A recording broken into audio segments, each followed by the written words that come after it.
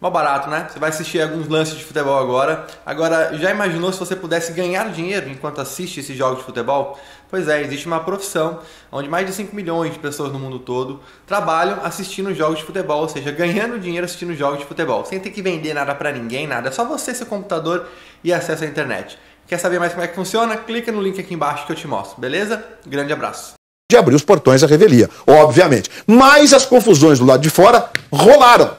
E o juiz de plantão do juizado do torcedor e dos grandes eventos resolveu, então, eu soube que ele teria consultado, inclusive a desembargadora, para ela tomar conhecimento, a abrir os portões para diminuir a confusão do lado de fora. A gente teve aqui nessas informações, o governador Wilson Witzel, ligou para o presidente do Fluminense, enfim, tentou participar de uma forma ou de outra para tentar resolver da melhor maneira a situação que já era, àquela altura, a pior possível para o futebol. E você vê que em nenhum momento a gente está discutindo a razão da questão do lado da torcida. Bom, hoje pela manhã a Federação do Rio decide que Flu e Vasco só vão jogar entre si no Maracanã se houver acordo expresso antes sobre os lados da torcida. Senão a Federação não marca mais esse clássico para o Maracanã. Enquanto for do Campeonato Carioca, porque eles jogam por outras competições, né? E hoje à tarde, o procurador do TJD do Rio propõe suspender o Fluminense do Campeonato Carioca. O presidente do TJD nega, mas enfim. E a comissão disciplinar ainda julgará, porque o presidente recebe, o procurador pediu, o presidente disse, não posso suspender o Fluminense e nem suspender o presidente do Fluminense. Precisa ir para o tribunal. E a comissão disciplinar ainda vai julgar o mérito desse caso. Essa decisão do procurador, esse pedido do procurador, seria por conta de o Fluminense ter ido à justiça comum antes de esgotar a justiça esportiva. Antes até de eu ouvir agora o presidente do Vasco, que já está com a gente, eu gostaria só de fazer um esclarecimento. Muita gente, você de São Paulo, por exemplo, não acompanhou, mas durante o dia todo, ontem, nós do Grupo Globo, tivemos uma posição muito contundente sobre a decisão de fechar os portões e o modo como os clubes agiram para que a gente culminasse com essa decisão. Em nenhum momento, eu, Lédio, Roger, que estavam diretamente ligados ao jogo, a gente discutiu o mérito do lado. Porque o torcedor do Fluminense achou que a gente estava dando razão da questão do lado do campo ao Vasco da Gama. Essa questão não foi em nenhum momento debatida no Sport TV, na TV Globo, no Premier, no Globoesporte.com. A gente informa os fatos como fizemos agora. Essa questão é difícil opinar sobre isso. Tem razão. Porque eu acho que ela não é a mais importante, repito o que disse ontem. É relevante sim, é uma questão histórica e depois é uma questão contratual. Isso é relevante, como não? Agora, não é mais importante do que um jogo com público. A gente está vendo a sequência de imagens. Essa foi a ação do policiamento do lado externo do Maracanã. 21 pessoas foram atendidas no posto médico do Maracanã. A gente tem uma imagem de uma mãe com uma criancinha no colo que inclusive viralizou, porque as pessoas ficaram assim desesperadas com os acontecimentos. E certamente o futebol perdeu muito com isso tudo que aconteceu ontem no entorno do Maracanã. É uma época de carnaval, turistas estrangeiros, a ação da polícia para conter a revolta, e foi da torcida do Vasco nesse caso, repito, a torcida do Fluminense não estava, porque o Fluminense não vendeu ingressos, né? Não é que ela não quis ir, enfim, também não entramos nessa discussão. E aí o momento que houve a abertura dos portões, né? Aí as pessoas foram, e a partir dos 30 minutos do primeiro tempo, o Maracanã teve 29.002 pessoas que apresentaram o ingresso. Você vê que nós tínhamos 30 mil pessoas do lado de fora. Exatamente. Era muito séria a situação do lado de fora, né? Agora, Luiz... Sim, Lédio Camões, o presidente Campeiro já está com a gente. Só um detalhe, para você ilustrar um pouquinho mais o quanto foi assustador esse jogo ontem, naquela primeira meia hora, né? Que era um cenário melancólico. Só o som das bombas. O som das bombas. O jogo transcorria melancolicamente, porque não tinha ninguém no estádio, era um cenário muito triste, muito arrastado. E você ouvia bomba o tempo inteiro, os jogadores, os treinadores, a imprensa. Você não sabia exatamente o que estava acontecendo lá fora. Então o jogo foi disputado durante 30 minutos com essa energia, com essa preocupação, com essa angústia de quem estava dentro do Maracanã. Era bomba o tempo inteiro. Para onde estão indo essas bombas? O que está acontecendo? Quem está se ferindo? Até que acabou. A ponto do Danilo Barcelos dizer que jogou sem saber como estava a mulher e a filha. Olha que situação, que elas foram pro jogo. E não era uma bomba. Não, a gente ouviu 10, 20. Como nós mostramos nas imagens. Né? Incalculável. Luiz, então, eu gostaria de colocar o presidente quem está de fora, não é do Rio de Janeiro, quando somos de São Paulo, não acompanhamos todos os detalhes. Vendo agora, imagino que seja o pensamento muito do espectador pelo Brasil.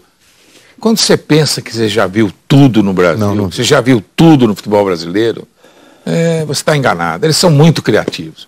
conseguiram fazer isso. Um jogo com 30 minutos sem torcida, depois com torcida, uma confusão. Isso vira piada no mundo. É tanta desorganização. Está todo mundo errado aí, ninguém tem razão. Todo mundo errado. Eu pensei que já tivesse visto tudo. Não, os dirigentes são criativos, viu?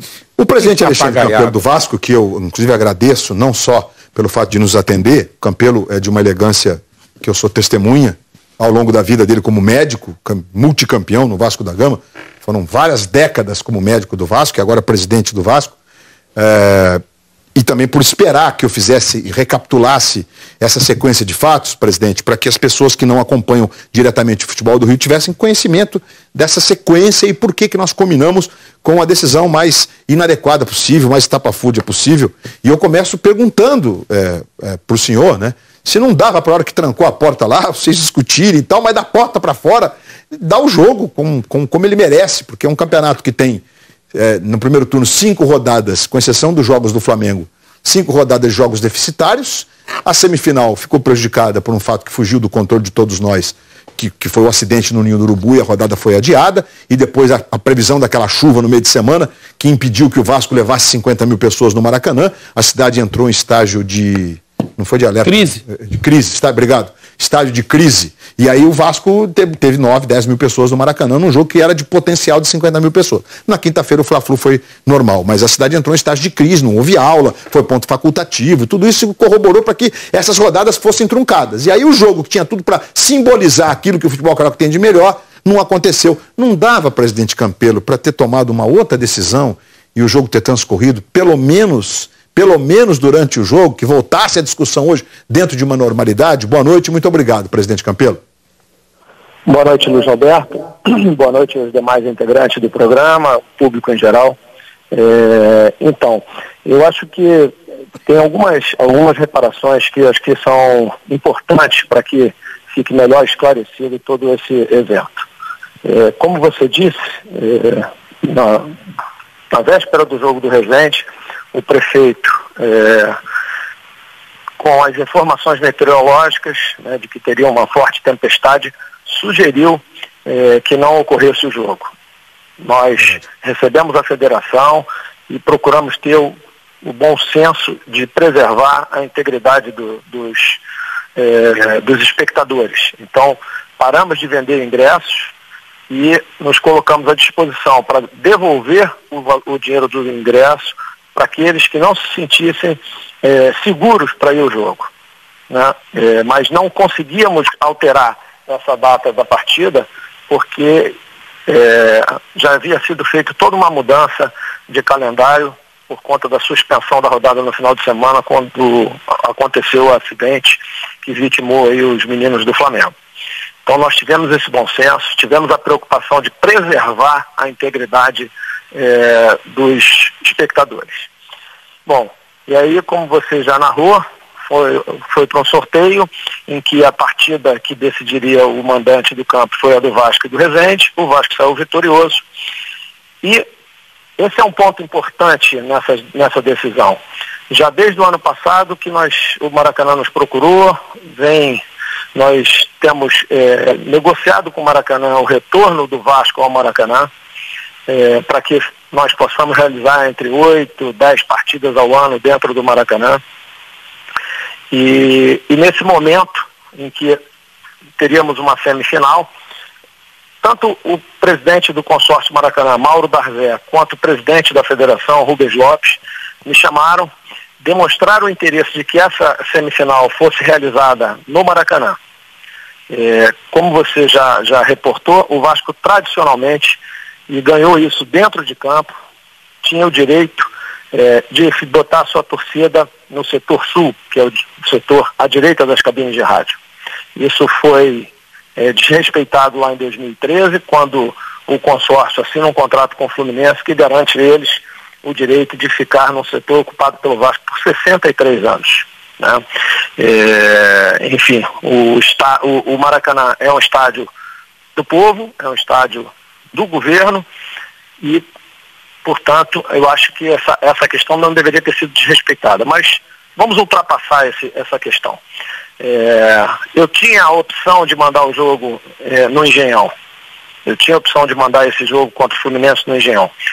E disse, tanto para o presidente do Maracanã quanto para o presidente da federação, que só jogaria no Maracanã se houvesse a possibilidade. Isso porque o presidente do Maracanã, o Mauro Darvé, já havia nos dito que o Fluminense, por força contratual, tinha o direito de colocar sua torcida no setor sul quando ele fosse o mandante e não quando fosse o visitante. E que caberia ao mandante, no caso o Vasco, escolher o lado que iria ficar. Que nesses 9 jogos anteriores ocorreu dessa forma porque a logística do jogo, né, a operação do jogo, ela era realizada de forma diferente. Era o Maracanã quem realizava toda a operação de jogo. E aí botava os ingressos à venda sempre com o Fluminense no setor sul. A partir do momento que essa operação mudou, o clube mandante é quem operaria o jogo, ele teria todo o direito de escolher o lado. Então nós optamos por jogar no Maracanã e não no Newton Santos, baseado nessa premissa. Campelo, eu preciso só fazer aqui a leitura do inciso 2º do contrato entre o consórcio Maracanã e o Fluminense, para que as pessoas não entendam que a gente está aqui sem... Porque o Fluminense baseou o seu pedido nesse inciso, né? A história toda que está dita, o que foi dito por você está correto. O Fluminense, quando não for mandante, ele pode trocar de lado, mas existe um inciso que diz em caso de acordo expresso entre o Fluminense e a equipe, né? E a outra equipe. Então o Fluminense se baseia esse item não foi destacado para vocês nessa conversa? Então, Luiz, o Vasco não tem nenhum contrato com o Maracanã ou com o Fluminense. Esse contrato é entre o Fluminense e o Maracanã. E até pouco tempo ele corria em segredo de justiça. Nunca a federação teve acesso a esse contrato e nem ninguém. Então, quando eu estou locando, né? Eu sou um locatário do Maracanã no momento em que eu passo a ser o mandante. Quando quem detém o direito de administrar o Maracanã me informa que não tem absolutamente nada no contrato que dê esse direito ao Fluminense, eu não me vejo na obrigação de questionar isso, né? Enfim, então toda a programação do jogo foi feita baseado nessas informações. Okay. Nós começamos a fazer o consórcio te garantiu, então, que... Não, o consórcio me garantiu isso e a federação ratificou que o direito de escolha de lado era do mandante. Programei o jogo dessa maneira, comecei a venda dos ingressos às 14 horas e quando às 18 horas aproximadamente nós tivemos conhecimento de que o Fluminense conseguiu uma liminar que suspendia a venda dos ingressos. Bem, o presidente Rubens Lopes nos convocou para uma reunião na FERJ. Nessa reunião nós tentamos alguma solução, como mudança do mando de campo para o Newton Santos. A PM disse que não era possível em cima da hora fazer essa mudança. Se levantou a possibilidade de trocar de lado e nós já tínhamos ali quase 20 mil ingressos vendidos. Tentamos ver com a operação, não tinha como mudar de lado. O fato é que a partir daí o Vasco passou a se preocupar tão somente com a integridade e com o bem-estar do espectador. Bom, saímos de lá da federação entendendo que não havia o que fazer, a não ser manter aquilo ali e parar a venda. O Fluminense, o presidente deu uma declaração, uma coletiva, onde ele disse que iria abrir a venda de ingressos, convocando a sua torcida, e nós não vendemos mais ingresso a partir daí. E na madrugada, então, fomos novamente surpreendidos com o Fluminense entrando na justiça e uma decisão que suspendia a presença do torcedor dentro do estádio, ou seja, um jogo com portões fechados. Isso nos preocupou muito. Me reuni com o jurídico, ficamos a madrugada inteira trabalhando em cima disso, na tentativa de derrubar essa decisão, porque havia um entendimento de que isso seria muito mais perigoso, seria de fato problemático para a torcida, ela ficar de fora. Tudo o que aconteceu nós prevíamos e tentamos alertar o judiciário desse risco. Bom, nós, como eu disse, passamos tão somente a nos preocupar com a integridade do espectador. No domingo, por volta de 3 da tarde, eu fui chamado na federação pelo presidente Rubens Lopes quando não havia mais nenhuma possibilidade de recurso, havia sido ratificada a decisão do desembargador, e nessa reunião participaram o secretário de Segurança, ou o secretário de Esporte, procurador do Estado, uma série de autoridades, junto com o presidente da federação, a Polícia Militar, através do seu comando, onde existia uma unanimidade no entendimento de que realizar o jogo com portões fechados seria extremamente perigoso, que o mais seguro é que se realizasse o jogo com a torcida dentro do estádio, abrindo os portões, com portões abertos. E eu fui convocado com o objetivo único e exclusivo de saber se o Vasco estaria disposto a pagar a multa no caso de abrir o portão. E pensando na integridade dessas pessoas, sabendo da possibilidade de todo esse conflito, o Vasco, ainda assim, apesar de ter prejuízo novamente, já tinha tido contra o Resende, se dispôs a ter prejuízo nesse jogo e arcar com essa multa. Foi o que foi feito. A federação anunciou que o jogo se daria com portões abertos. Eu me dirigi para o Maracanã e lá chegando, tomei o conhecimento de que o juiz do GCRIM, que estava de plantão no jogo, não tinha aceito essa decisão, não aceitava que se pagasse multa, que ia fazer prevalecer a determinação do desembargador, e eu fiquei à parte disso, né? Fui orientado a nem ir ao GCRIM.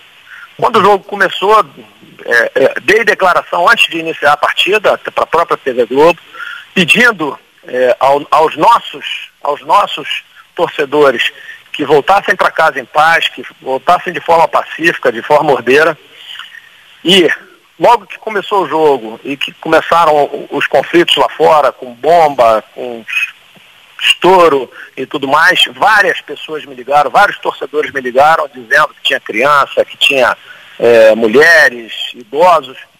Eu, contrariando uma decisão, uma orientação do meu jurídico, que achava que isso poderia ser entendido como desacato, eu me dirigi ao GCRIM para conversar com o juiz de plantão e expus a ele exatamente o que nós tínhamos defendido, estávamos brigando durante toda a noite no judiciário, de que iria acontecer uma catástrofe do lado de fora por conta desse fechamento do portão. O Vasco respeita as decisões em juízo, mas eu me permitia dizer que tinha um entendimento de que